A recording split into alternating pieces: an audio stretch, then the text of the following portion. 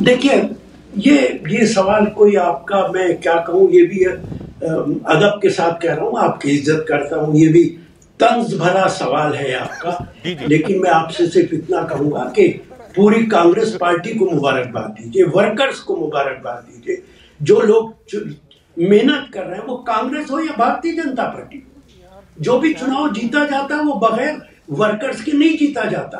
मैं तो ये तारीफ भी करता हूँ कि बीजेपी के नेता बहुत मेहनत करते हैं, हम उनके मुकाबले की मेहनत नहीं कर पाते। मेरा आकलन ये है इसमें कि राजस्थान में जो आगे चल रहे हैं वो इसलिए आगे चल रहे हैं क्योंकि सचिन पायलट और अशोक गहलोत दोनों ने साथ मिलकर वहां पर जोर लगाया। आप साथ मिलकर जोर लगाते हैं तो हो जाता है कुछ, लेकिन ये बिहार में जो हुआ वो साथ मिलकर जोर लगाने वाला मामला नहीं था। देखिए, बिहार के अंदर हमारा मुकाबला अकेले बीजेपी से नहीं था, हमारा मुकाबला बीजेपी, जेडीयू, ब्यूरोक्रेसी। अच्छा, एक बड़ी अपडेट है, मैं राशिद अल्वी जी आपको रोक रहा हूं, एक बड़ी अपडेट है। ओवैसी की पार्टी 3 सीटें जीत रही है इस समय बिहार के अंदर। पिछली बारी 5 जीती थी, इस बारी 3 जीत रही है और चौथी 3 सीट पर आगे चल रही है और चौथी सीट पे टाइट कंटेस्ट चल रहा है। राशिद अल्वी, जो ओवैसी का उदय है बिहार के अंदर, यह अब प्रमाणिक है। कांग्रेस 6-7 पर आगे है तो ओवैसी की पार्टी 3 सीटों पर आगे चल रही है और चौथी पे टाइट कंटेस्ट चल रहा है। बताइए, और जिसको आपने डिप्टी सीएम बनाया उसका खाता तक नहीं खुला है, तो बैड स्ट्रैटेजी रही वो वाली। Rashid Alvi ji, then Shahzad, I will come to you. 30 second Rashid Alvi साहब। एमआईएम तो पहले पिछले चुनाव में तो 5 सीटें जीती थी, इस बार तो 3 ही जीत रहे हैं। और एमआईएम के बारे में जहां तक आप बात करती, बीजेपी हमेशा उनके लिए सॉफ्ट कॉर्नर रखता है, ये बात आप भी जानते हैं और मैं भी जानता हूं। एमआईएम वो जबान बोलता है जिससे बीजेपी को फायदा पहुंचे, और एमआईएम के लिए सॉफ्ट कॉर्नर होता है सबके लिए। जब बर्थडे होता है ओवैसी साहब का, पहला फोन अमित शाह जी का जाता है उनके पास मुबारकबाद का। लेकिन ये उनकी पार्टी है, वो 3 जीते कि 30 जीते, इससे हम पे या किसी पे क्या फर्क पड़ता है।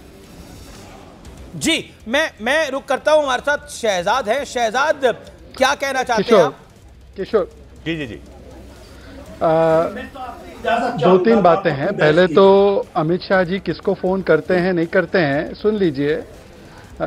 हाँ, मुझे पता है आप तो अभी प्रस्थान ही करेंगे, क्योंकि कांग्रेस में भी जब मैं था और आवाज उठाता था तब आप लोग भी इसी प्रकार से भाग जाते थे। एनीवे, छोड़ देते, मैं अपने विषयों पे आना चाहता हूँ। काफी देर से सुन रहा था, ओवैसी साहब को हम फोन करते हैं, हमारी बीसी टीम है, पर हैदराबाद में जो बाइपोल हो रहा है ना, उसमें ओवैसी ने समर्थन दिया इनको, और राज्यसभा के जो चुनाव हुए ना उसमें भी ओवैसी ने समर्थन दिया था वाइस प्रेसिडेंट के चुनाव में। एनीवे, छोड़ देते इस विषय को।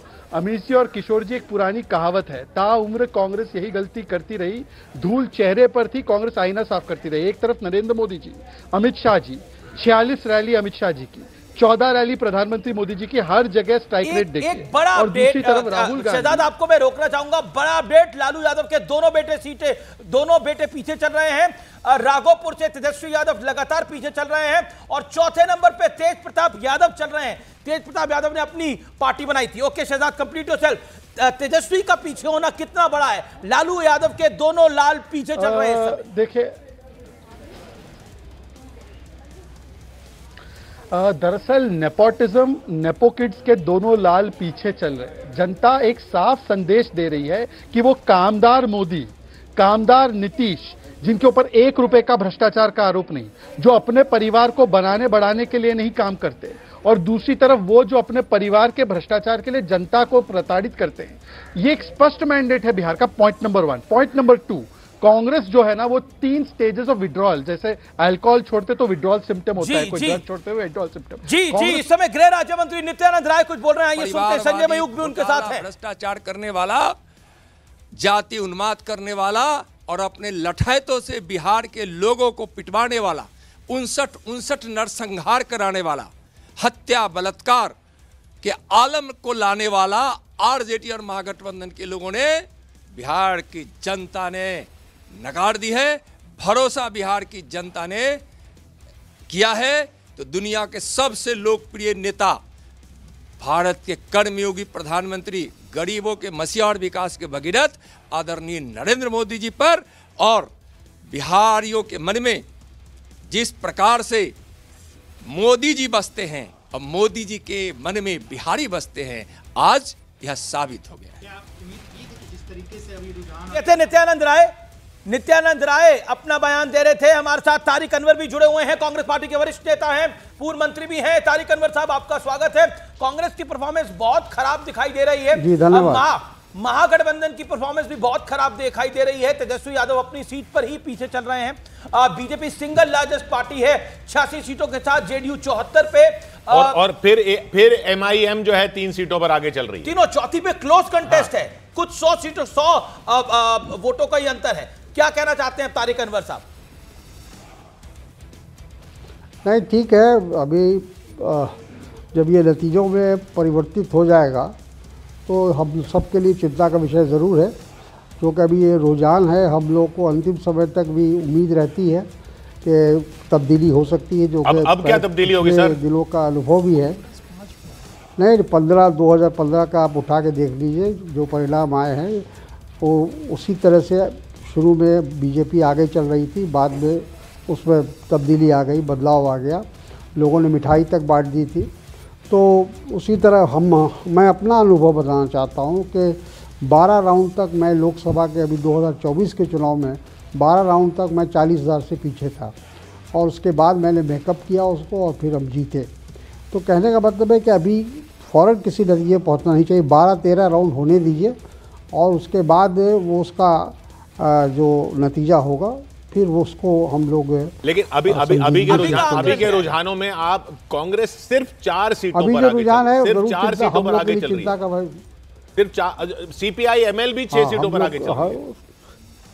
कांग्रेस का परफॉर्मेंस हम लोग के लिए चिंता का विषय है।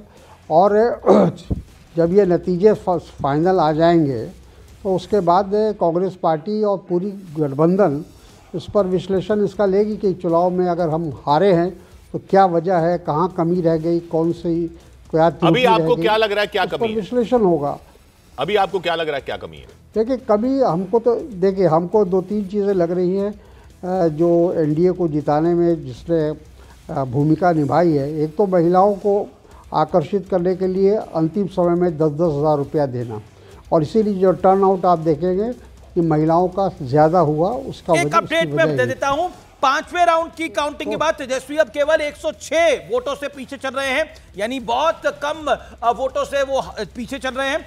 दूसरी तरफ 6ठे राउंड की काउंटिंग के बाद मैथिली ठाकुर 8,555 वोटों से आगे चल रही है। लेकिन तारिक अनवर, तेजस्वी यादव को अगर स्ट्रगल करना पड़ रहा है तो इसका मतलब क्या है? जैसा कांग्रेस का हमने हाल देखा, कांग्रेस 4 सीटों पर है, लोकतंत्र है भाई, 3 सीटों पर है बिहार में। देखिए, ऐसा है, ये लोकतंत्र है, और जो फैसला होगा उसको हम लोग सब मानेंगे। लेकिन हम के हारने के, अगर हमारा, जैसा हमने कहा कि ये जो इंडिकेशन है, अगर ये नतीजे में तब्दील हो जाता है तो ये हम सब के लिए चिंता का विषय है, पूरे गठबंधन के लिए चिंता का विषय है। और 1-2 चीज़ें जो हमने कहा कि एक तो महिलाओं को 10,000 रुपया देना अंतिम समय में चुनाव के बीच में, वो उसका असर हो सकता है।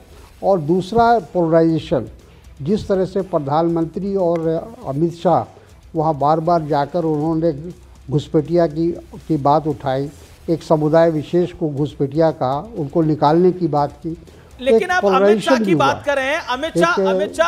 अमित शाह तो माइक्रो मैनेजमेंट तक कर रहे थे। अगर हम सभाओं की बात करें तो उन्होंने 45 के करीब सभाएं करी, उन्होंने 100 से ज्यादा बागियों को बिठाया। आप और नरेंद्र मोदी की आप मेहनत देखिए, तो कहीं ना कहीं अमित शाह तो कैंप करके बैठे हुए थे उधर लगातार। चुनाव तो ऐसे ही लड़ा जाता है। माइक्रो मैनेजमेंट जबरदस्त था, समन्वय बनवाया जेडीयू और एलजेपी के बीच में, जो समन्वय नहीं हो पा रहा था। अरे भाई, हमको ही बोलने दीजिएगा। जी बोलिए। हम कह रहे हैं कि जो सभा में वो क्या बोल रहे थे, इसको भी तो देखिएगा ना, कि उन्होंने सभाओं में यही कहा कि घुसपैठियों को बाहर करना है। तो अगर और वो सीधे संकेत था एक समुदाय विशेष पर, तो एक समुदाय विशेष पर कि कांग्रेस घुसपैठियों को बचा रही है, राहुल गांधी घुसपैठियों को बचा रहे हैं। अरे भाई, तो आप धार्मिक उन्माद पैदा करके चुनाव अगर जीत रहे हैं तो क्या ये अच्छी बात है? एक समुदाय विशेष को आप दरकिनार कर रहे हैं। जेडीयू के हैं, आप कह रहे हैं धार्मिक को, ओके, वो कह रहे हैं अगर उस तरह से पोलराइजेशन हुआ है तो आप देखिए, जेडीयू के मुस्लिम कैंडिडेट्स भी आगे चल रहे हैं। अगर उस तरह से पोलराइजेशन हुआ है तो पोलराइजेशन तो हुआ नहीं, वो तो उधर भी वोट दे रहे हैं।